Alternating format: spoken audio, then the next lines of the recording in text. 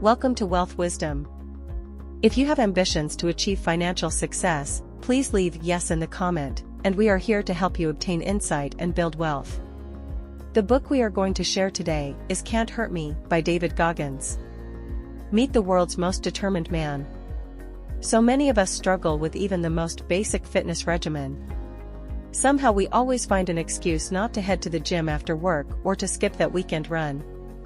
But what would it be like to live your life with no excuses for not giving 100%? Well, in these chapters you'll find out, because that's exactly how the author, David Goggins, lives. We'll go on a journey and discover this incredible man's extraordinary life story. From his traumatic childhood and overweight 20s to his amazing transformation into one of the world's fittest soldiers, we'll learn what it takes to become one of the fittest people on the planet. Through searing honesty and unbelievable anecdotes, we'll find out just how Goggins turned his life around to achieve the near impossible, and how you can emulate his success. Read on to discover how Goggins' childhood shaped him, why he almost dropped out of the military altogether, and what awaits you in Badwater 135. Before we continue, if you are interested in this topic, please consider subscribing and give us a thumb up. Let's continue. David Goggins' early life was blighted by his violent, demanding father. For many American children, childhood is a carefree time full of play, security, and parental love. Unfortunately, it didn't work out that way for David Goggins. Born in New York in 1975, Goggins never knew the simple joys of childhood. Instead, from the tender age of 6, Goggins, along with his mother and older brother, was a slave to his tyrannical father, Trunnies. A self-made businessman, Trunnies owned a roller disco rink, and his workforce was none other than his young family. Almost every night of the week, Goggins' father took his wife and kids out to his skating rink, where he made them work tirelessly until midnight. Between the ages of 6 and 8, David's job was to look after the skating shoes. His mother would cook their dinner over a hot plate in the rink's office, and after the children had finally finished work at around midnight, she would put them to bed in the office too. Unfortunately, the thumping music from the dance floor made sleep almost impossible, and Goggins regularly fell asleep in school, unable to concentrate on his lessons. While this grueling routine of school and late-night work would have been intolerable for any young child, the sickening brutality of Goggins' father made life all but unbearable. David often witnessed his father beating his mother with a belt when she dared to disobey him.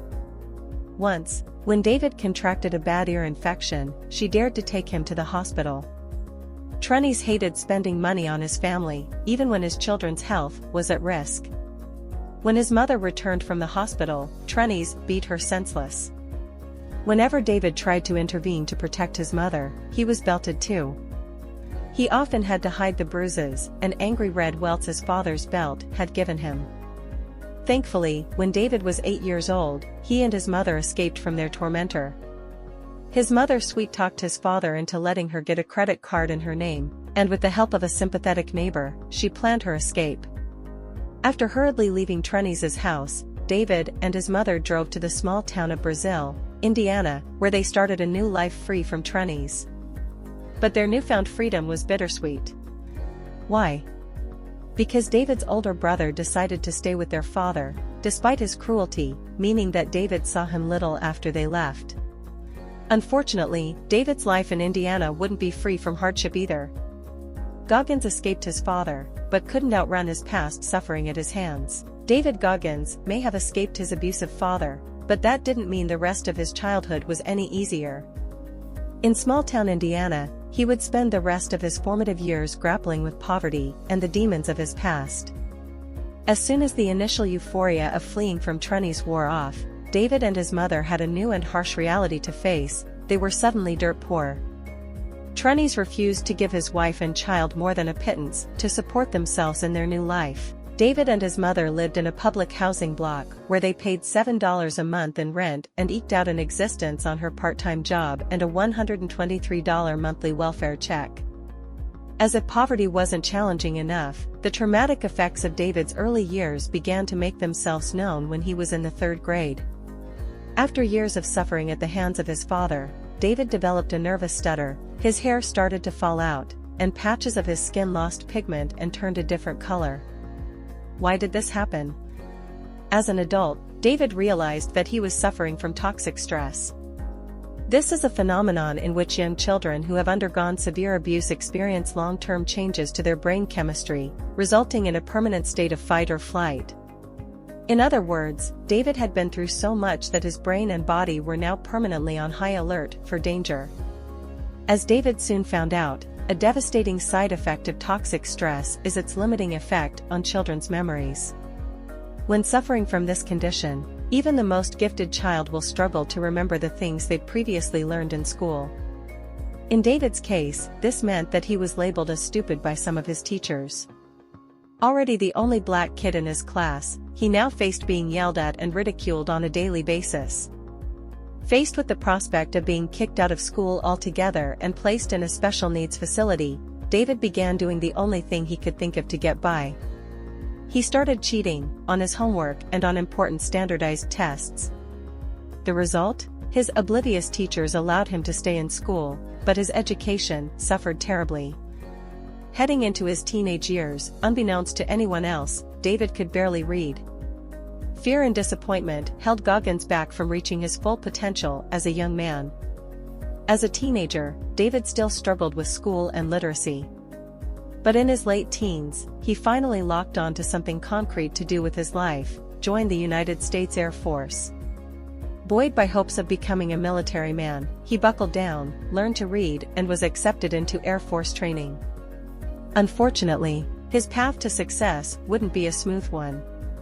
David's dream was to become an Air Force pararescue, a special type of soldier who specializes in parachuting into war zones and rescuing injured pilots. To complete his training, David would have to face his toughest test yet: swimming.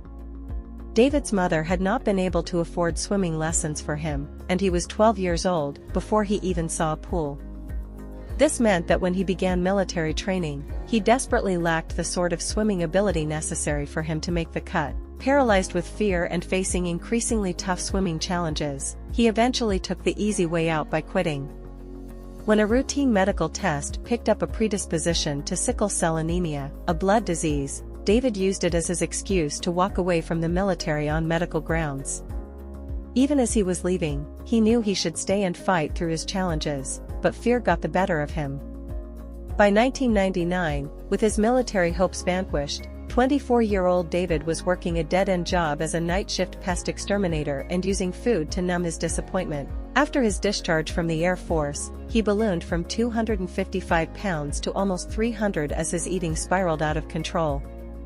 As soon as his pest exterminator shift ended, the first thing he did was stop off on the way home for a chocolate milkshake and a box of donuts, and that was just breakfast number one. After this, he would drive to his mother's house where she had prepared his usual morning meal. Unbelievably, this consisted of 8 cinnamon rolls, 6 eggs, 10 bacon rashers, and copious amounts of sugary cereal. Sadly, David was using food to cope with the bitter realities of his life, that he was uneducated, unskilled, and heading toward a dead-end future. Luckily, the motivation he needed to turn his mediocre life around was waiting just around the corner. Goggins changed his life and his body in a quest to become a Navy SEAL. One morning, after binging on another massive breakfast, Goggins saw something on television that would change his life forever: a documentary about Navy SEALs and training. SEALs are widely regarded as the most elite fighting force in the world, and SEAL training is the toughest in the world. Only the best make it through. Watching SEAL recruits struggling through mud, sweat, and tears, Goggins was transfixed by their mental toughness, their determination to fight through suffering, and their peak physical conditioning. Suddenly, he wanted to join them more than he had ever wanted anything. Goggins spent the next few weeks phoning Navy recruitment offices across the United States, pleading for the opportunity to train as a SEAL. As luck would have it, there was a training program open to former military recruits who wanted to become active again by joining the Navy. Goggins was told he could use this program to join the SEAL training program. Unfortunately, there were 2 problems. Firstly, this program was going to be shut down in 3 months. Secondly, Goggins was far too heavy to join the Navy. The maximum weight allowed was 191 pounds, and he was 297 pounds. This meant he had less than 3 months to lose over 100 pounds of weight if he wanted to have any hope of trying out for the SEALs. Undeterred, Goggins got to work. Over the next 3 months, he set up a punishing fitness regimen. Waking up at 4:30 a.m. every day, he immediately hit an exercise bike for 2 hours. After that, he'd drive to the nearest pool and complete a 2-hour swim. Then it was off to the gym for an intense workout that included circuit training and at least 5 sets of 200 reps for all the major muscle groups. After the gym, he'd hop back on the exercise bike for another few hours. After dinner, it was back on the bike again for 2 more punishing hours. Remarkably, within 2 weeks he had lost 25 pounds, and within a month he began adding 4-mile runs to his daily routine.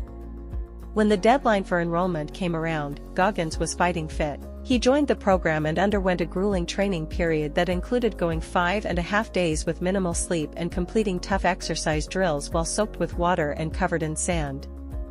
However, Goggins gritted his teeth, graduated from the training, and eventually achieved his dream of joining the Navy SEALs. Goggins' most impressive credentials are for ultra running.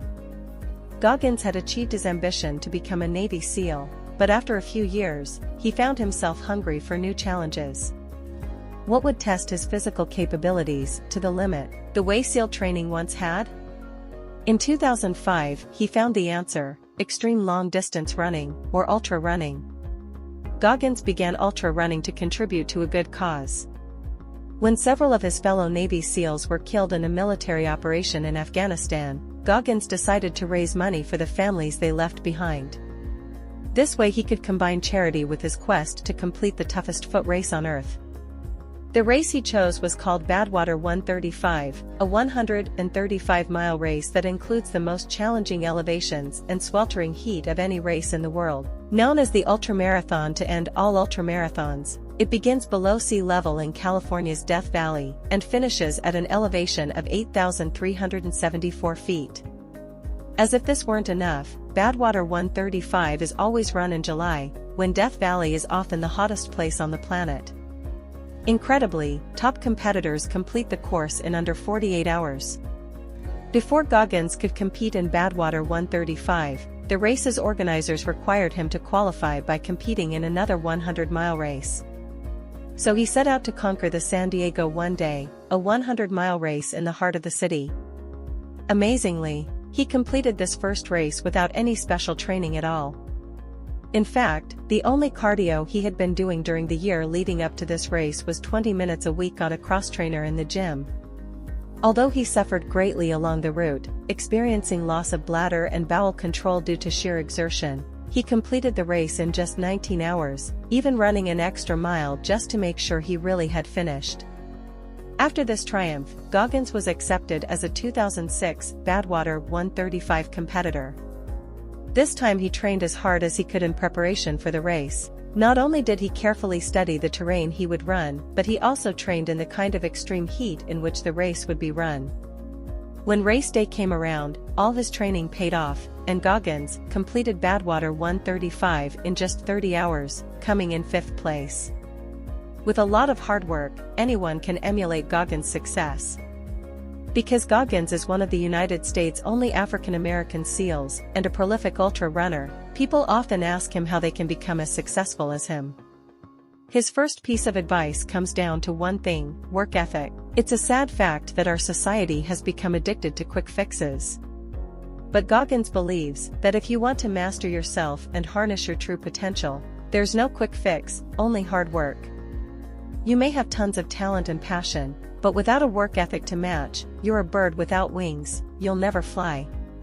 Goggins' willingness to work hard is the crucial factor in every one of his accomplishments. Whether he's working out in the gym or working as a SEAL, everything else in his life comes second. Working hard is the biggest priority in his life. Interestingly, when he tells people about the value of hard work, they typically say that they don't have the time to put in the long hours needed to achieve their goals. Instead, they say, they have to focus on spending time with their family or working at their desk job. But Goggins doesn't accept this excuse. In his opinion, all these doubters need to do is win the morning. Goggins has achieved so much because he gets up early to do it. To have a chance at a similar level of success, you need to be an early bird too. A typical day for Goggins starts at 4 a.m. when he immediately gets up and goes for a 6 to 10 mile run.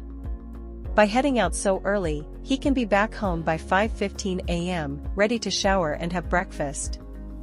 As if this weren't enough, he then bikes 25 miles to work, arriving at his desk by 7:30 a.m. And his strict fitness regimen doesn't stop then. During his lunch break, he'll find time for a gym session or another 6-mile run on a nearby beach. After work, he cycles home again, and by the time he walks back through the front door at 7 p.m., he's found the time to cycle 50 miles, run at least 10 more, and work a 9-to-5 desk job. So get up early tomorrow morning and start pushing yourself. Because if David Goggins can do it, you can too. That's the end of today's sharing. If you like our content, please give us a thumb up and share it with your friends. See you next time.